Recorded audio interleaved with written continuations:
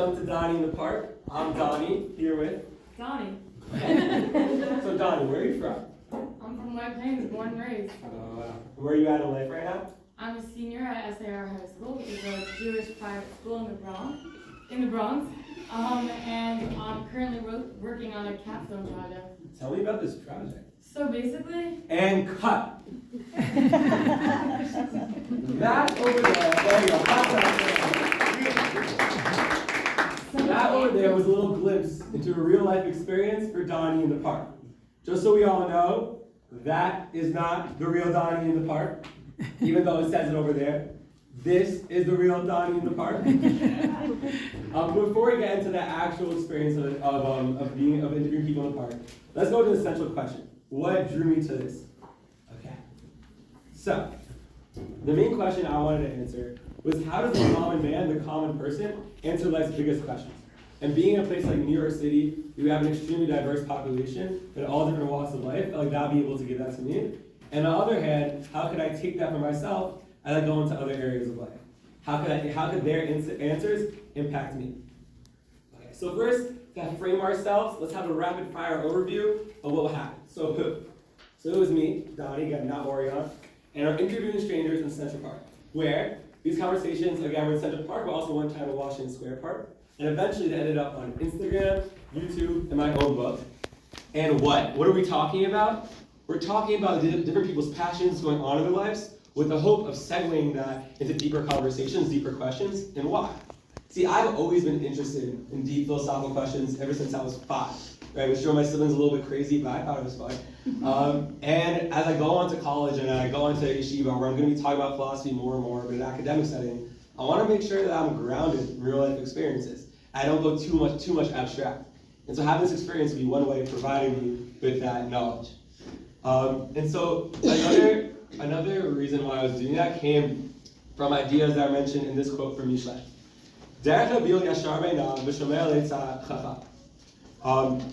Is the path of for the foolish, they only do right in their eyes, but the chacham is the one who listens, the wise person is the one who listens to advice.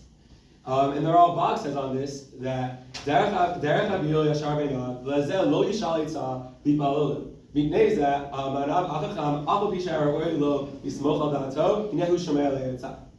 what he says is that a foolish person, they don't ask for advice. And what does that do? It confuses themselves.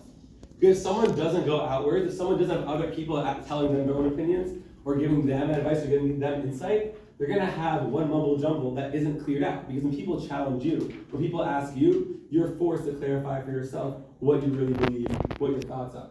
And even someone who could actually be really smart, and really test themselves, which that's not me yet, but hopefully one day, even that person is still essential that they get that outside perspective. But the next question is, if that's the case, right, what's the reason for doing a non-Jewish setting too? We throughout all scripture, throughout all our tradition, we talk about how the wisdom's in Torah, but why would I go also to Central Park? And that's because our tradition doesn't only say that the wisdom is in Torah. So I brought up this quote from Eicha Rabbah, where it says, "Im yomar lecha adam yishachma b'goyim ta'ameh, yeshar goyim al ta'ameh." If someone says to you there's wisdom among the nations, believe in it. So there's Torah among the nations, don't believe it. I'm going to focus on the first part. So Rabbi Sachs explains this by saying this: the sages distinguish between two kinds of scholarship, Chokhmah and Torah, with Chokhmah being the universal wisdom, and Torah being the unique wisdom of the Jewish people. And what Rabbi Sachs says is that without Chokhmah, Torah is lame. Without Torah, Chokhmah is blind. Because we need Chokhmah to be truly human, and we need Torah to be truly Jewish. So it's not only something on my universal perspective, that talking to different people who are not Jewish is going to impact me, but also my own Jewish life, because it's essential that I'm a Jewish person, and I'm also a Jewish human. And when I'm having that perspective, I need to have a universal worldview that allows me to interact with the Torah, that allows me to interact with the world in the best way possible. So now let's jump into the background. Before I started, I want to do some research about, on the one hand, what type of things would make people interested in having a conversation with me or lead to the best conversations. So one example in the poll that Ms. Wolf mentioned earlier that I sent out to the whole school was, which huge sign would make you want to be make you want to be interviewed the most? And so some of the options include, my name's Donnie, what's yours? Free interviews. I thought that was funny, but no one really voted for that. And the other types of questions were about, for the viewer, because it's also going to be on Instagram, it's going to be on social media, will be most interesting for you. So the example here is, in the clips, would you rather watch a smaller quantity of longer videos, or or a larger quantity of short videos. Even though the second option of a bunch of short videos won, my editing skills are not that good yet, and I can't make a 20-second video from a 30-minute interview just yet. And then the next area of my background was, okay, even if I know what specific type of questions they ask, how am I going to want to present myself? I think a lot of my friends know me as, on the one hand, being a relatively goofy guy, but also being able to be pretty serious. So, for example, Billy on the Street is an example of an interviewer or comedian that goes on the street and asks people rapid fire, crazy questions. And definitely a lot more silly, upbeat energy. Whereas Humans of New York is a little more of a serious vibe where people are telling their stories, and a lot of times could be a little bit depressing, but also meaningful. And I decided in the end that the answer that I wanted to do was myself. I want to do my own thing. I want to do a hybrid in a sense. And so I'm going to analyze what that is by analyzing this picture. Okay, so first, if we look at my eyes, right? We look at the upward gaze. The first thing we can notice is that my eyes for something higher, towards a higher energy, a higher goal. And also, I'm just like, it's a pondering gaze, showing there's some serious intention there. And that's attitude when you look at the sophisticated stance on my hands. So that's showing the second part of Humans in New York, how we're going to be serious here. But thirdly, you also have a little mischievous smirk, saying we're going to get some fun in here. And in the conclusion, I realized that what I'm going to try to do is have a meaningful interview, but at the same time, have it be upbeat for the most part, and try to have my own flair in it as well to keep the interviewer, to keep the listeners in chance, hopefully. So now I'm going to talk about what a day in the park was like. At 8:30, I would wake up, and then I would, oh, whoa, I already did this, but way cooler? What does that even mean? No, I know what it means. For part of my Instagram, I did a day in the park with Donnie. It was actually one of my most viewed streams. Now it's a 30-second video. We'll get a little glance at what it was like. Let me just make sure that the speakers are set to here, because that might not work. Okay, good.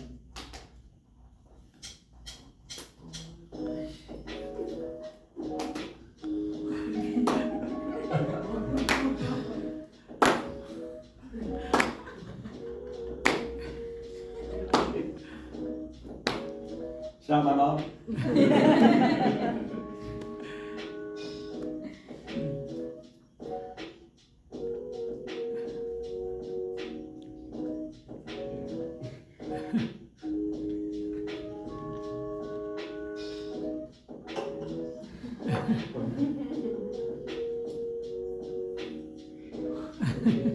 So there you go. So as we saw, the main part of the day was the interview. What are the goals of my interview? The goals of my interview are to eventually ask these types of main questions. What's meaningful in your life? What's your relationship with God? What would you want to tell your 18-year-old self? What do you want your legacy to be? These types of questions are the things that I want to have insight in until I go into the next areas of my life. But in order to do that, I need to get there first in a natural way. So let's talk about how I set up the interview. First would be the intro, which you saw with that wonderful co-actor, Orion, about welcome to Donnie the Park, I'm Donnie here, so-and-so. And the two questions I always ask is, where are you from, and where are you in life? These questions almost always led to something unique about that person that I try to understand them about. And sometimes I had to push a little bit harder. But the goal was to be able to get the conversation in a good place and then for them to feel comfortable. And that kind of alludes to sometimes this tension between wanting to keep the conversation going, but also wanting to get deep. And one example where I struggled with that was with Miles. Miles, he was from England, but he's born in America, and he just kept on talking about, for like 10 minutes straight, every time I asked a deep question, about the differences between England and America. And I was asking him like deep questions, and he kept on bringing back to McDonald's, and about how guys who interview people in parks are way cooler in America than England. I don't know why he said that. And so it was really hard. And so that was a more unideal situation. I kept on trying to tie it in, but eventually I wasn't able to, so I kind of smoothly ended the interview. So what is the ideal? Is to not have it first, keep their combo going versus getting deep, to have it plus getting deep, to have both of them be synthesis together. And how do you do that? So one of the main things I realized is that in order for people to feel comfortable about talking about their deepest passions or about their deepest insights into life, is going to talk about that, is to get them to talk about their passion. And through that, when people are the fullest version of themselves and they're most alive, they're able to share their lives the best way possible. So one example I'm going to give is my friend Jaiye. Jaiye is a 23-year-old pharmaceutical worker in Staten Island, but eventually he mentioned how he's really interested in music. And we talked, and I asked him some more questions about his relationship with music, and that ended up getting into a 15-minute conversation about how music serves for him as something transcendent, something beyond himself. and how he lives in a life where he's constantly feeling ego and narcissism in the world. Having that external transcendental channel of energy allows him to kind of escape from reality, but on the other hand, tune into it in a higher sense and be fully present. And again, that was just about asking about music for at first, it might just look like that's his hobby. But he's passionate about that. And again, people are passionate, that's when their truest selves come out. So now I'm going to talk about after the interviews, what it looked like. At first, I was so excited for the editing. I did the perm spiel, I did Thomas and Maria, like I got this. And then 4.5 hours into editing my first reel, I was like, this is not fun. So most of the interviews would be around half an hour long. This interview with my friend Pat over here, we'll talk about a little bit later. And the way I would do it is that I would go, as I'm watching the interview, again, I would write down different parts of it, so I can know in my mind which happens at which thing he's talking about, which time. And eventually, I want to condense that into around 1 minute and 30-second Instagram reels to have for people to be able to watch, while the full videos would go on YouTube, right? So it'd be a lot of switching around, adding this extra second so that it seems like a natural transition. Basically just like plagiarizing what people are saying so it's one fluid sentence. But it was really cool. There's a really cool way of one, just reviewing interviews, and also really forced me to try to, okay, what am I trying to get here? What is the final conclusion? And that was a really cool experience, even though it got a little bit shorter as time went on, but still a lot bigger. So now posting time. Once I have those interviews done, where did it go? So I mentioned that first goes on Instagram. That was my main focus about where I was putting these interviews on. Thank God I had a great following base.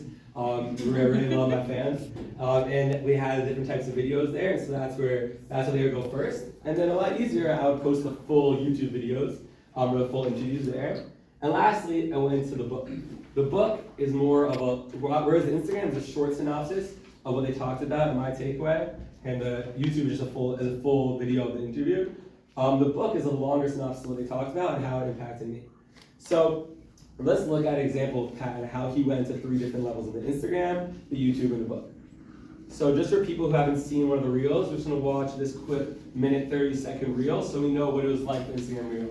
And Pat's a good one, so I hope you guys like it. My dad is talking about honing in on one of the messages he was talking about is his whole entire life as an Army vet, as a small business owner, of pushing for the next goal, and he realized he never gets satisfied. He always had a mentality, and now he had that paradigm shift. He was walking across America, which is crazy. Then I would have a YouTube video, which would be the full interview. So now we're gonna watch 26 minutes of it. And then finally, it would go into the book, which you guys already have it over there. He's around on the last page. If you guys want to look, I would have a picture of the person, and they get a full synopsis of what we talked about, my takeaway. So this is an example about one of the takeaways that I had. I'm going to quickly read here highlights of this. So I said, as someone seriously debating Army service for myself, Pat's story challenged me to introspect on my true motives for drafting and my willingness to fight for governments whose goals may potentially contradict my values. Furthermore, his warning against basing one's identity on topping more and more obstacles would serve as a reminder to enjoy the everyday experiences of life when I find myself getting too caught up with ambition. And so this is just one example of how the people I talked to, through their own experiences, were able to have a legitimate impact on myself. So let's talk about some of the challenges I faced. Technology was an issue. The first day that I got there, I have this video here, I'm not going to play it, but it's basically a video saying, hey everybody, great interviews today. None of it was recorded. So that's a fun way to start off the project. But in some ways it was great though, like forcing me to get into the right there. I had this random Chabad friend from California who I met, like a new friend, and he was helping me out with it, but clearly it ended not working out. But it also helped me have those skills, develop those skills on my own. Because as time went on, I knew, okay, I need to delete this, I need to do that, and eventually I became better technologically savvy at the end of it. The next is conversational roadblocks. I alluded to this a little bit before, when I have people who really can't discuss a certain topic of theirs, or it's really hard to find their complexity. And in those conversations, sometimes I'll go for a lot more wacky or creative questions to try to poke it out. And if those didn't work too, I'll try to find a smooth way to end it early so I can hopefully talk to someone else who might be able to give me a little more insight. And the next challenge was, I titled it Therapy ? Because some of the people that you talk to really just need someone to be there for them. So this is Orel, the 23-year-old Israeli who's visiting America. And Morel's going through a hard time. She served on the army base. That was the one that Hamas attacked.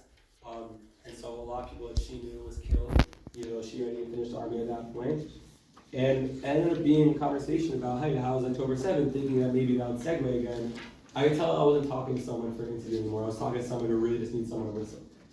And it was something that I struggled with because I found myself getting so caught up in, okay, how do I ask that next question of the philosophy or that? And around like 5 minutes into that, I realized, what am I doing here? Like, I'm here to connect with people. And I had this mental shift where sometimes, even though, again, try to, if that's possible, get deep in that sense, if I'm not empathizing, if I'm not connecting with another human soul, then I'm not really fulfilling my goal for this project. And another challenge was a social media mindset. So I mentioned before, a lot of things you have to wonder about is, okay, what goal am I trying to get at?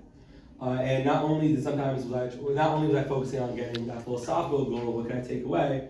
Oftentimes I realized that while having the Instagram be my constant, my daily work on the project, I was thinking about the conversations not only for the sake of philosophy, but sometimes for, ooh, that would be good on Instagram.